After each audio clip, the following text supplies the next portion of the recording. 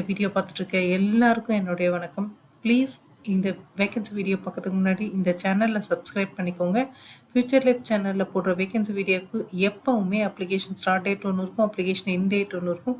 Application இன் டேட்டுக்கு முன்னாடி என்னோடய வீடியோ உங்களுக்கு கிடைச்சா தான் நீங்கள் அந்த வேலைக்கு குவாலிஃபைடாகவும் இன்ட்ரெஸ்டாகவும் இருந்தீங்கன்னா அப்ளை பண்ண முடியும். ஸோ ப்ளீஸ் உடனே சப்ஸ்கிரைப் பண்ணிக்கோங்க. அதே மாதிரி உங்களுக்கு தெரிஞ்சு படித்து முடித்த கேண்டிடேட் யாராவது இருந்தால் அவங்களுக்கும் இந்த சேனல் லிங்கை கொடுத்து அவங்களையும் சப்ஸ்கிரைப் பண்ண சொல்லுங்கள்.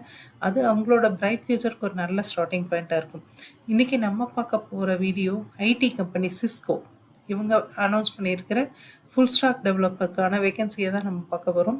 இந்த ப்ரைவேட் வேகன்சி நான் வீடியோ போடும்போது அப்ளிகேஷன் லிங்கை பார்த்துட்டு நீங்கள் இந்த வேலைக்கு குவாலிஃபைடாகவும் இன்ட்ரெஸ்டாகவும் இருந்தீங்கன்னா இமீடியட்டாக அப்ளை பண்ணிடுங்க. ஒரு சர்டன் அப்ளிகேஷன் வந்தப்புறம் அவங்க அப்ளிகேஷன் லிங்கை க்ளோஸ் பண்ணிவிடுவாங்க யூஸ்வலாக.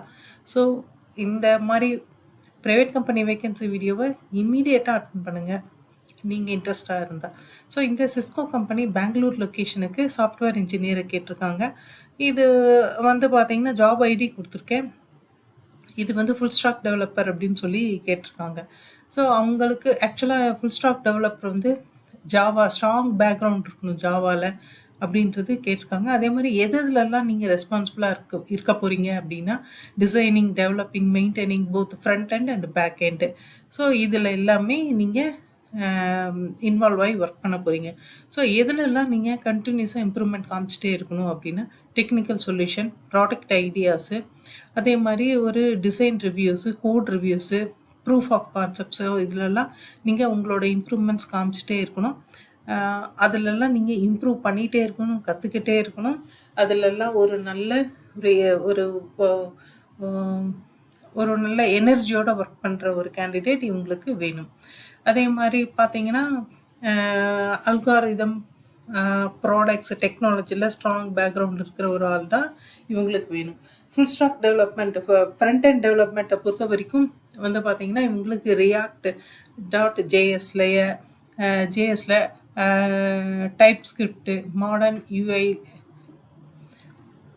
இதிலெல்லாம் வந்து ஒரு நல்ல இந்த வெப் அப்ளிகேஷன்ஸ்லாம் நல்லா பர்ஃபார்ம் பண்ணுற ஒரு கேண்டிடேட் வேணும்.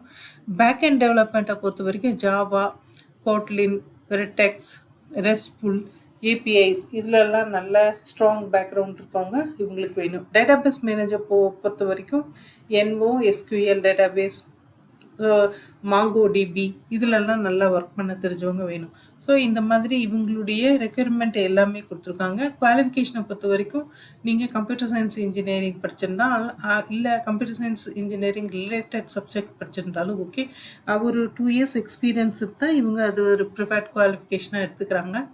ஸோ ப்ரிஃபர்ட் குவாலிஃபிகேஷன் எடுத்துக்கிறது இல்லாமல் அதே இவங்க வந்து அந்த 2 years எக்ஸ்பீரியன்ஸ் கேட்டிருக்காங்க இல்லையா, அந்த 2 years எக்ஸ்பீரியன்ஸ் உங்களோட ப்ராஜெக்டாக இருக்கலாம், இன்டர்ன்ஷிப்பாக இருக்கலாம், இல்லை அப்ரெண்டிஸ்ஷிப்பாக இருக்கலாம்.